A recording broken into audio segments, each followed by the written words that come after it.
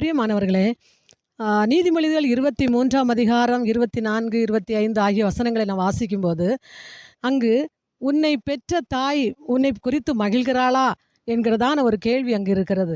அன்பான தேவ பிள்ளைகளே, இன்னைக்கு அநேக குடும்பங்களை பார்க்கும்போது, தாய்மார்கள் பிள்ளைகள் நிமித்தம் மகிழ்ச்சி இல்லாதபடி காணப்படுகிறதை நம்மால பார்க்க முடியும். அதாவது வேத புஸ்தகம் என்ன சொல்லுகிறதுன்னா, ஆ "உன் தாயும் உன் தகப்பனையும் கனம் பண்ணுவாயாக.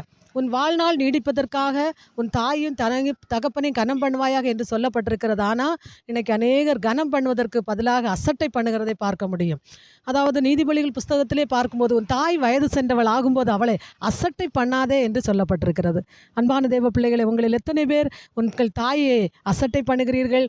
வயது சென்றவர்கள் ஆகும்போது அவர்கள் எத்தனை பேர் அற்பமாக எண்ணுகிறீர்கள்?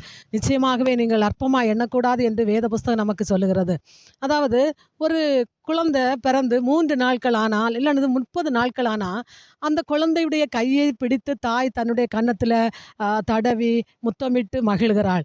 ஆனால் ஒரு அதே குழந்தை 3 வயது ஆகும்போது அந்த குழந்தை தானாகவே தன்னுடைய கையினால் தன்னுடைய தாயின் கன்னத்தை தடவி அடித்து சந்தோஷப்படுத்துகிறது.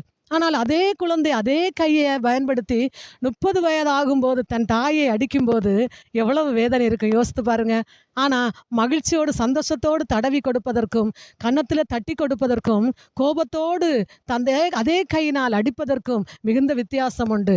ஆனால் ஆரம்ப நாட்களில் தடவி கொடுக்கும்போது அந்த கையினால் தன்னுடைய கன்னத்தில் அந்த கை படும்போது இருந்த சந்தோஷத்தை காட்டிலும் மிக கொடுமையான வேதனை 30 வயது ஆகும்போது அந்த குழந்தை அதே கையினால் தன் தாயை அடிப்பது.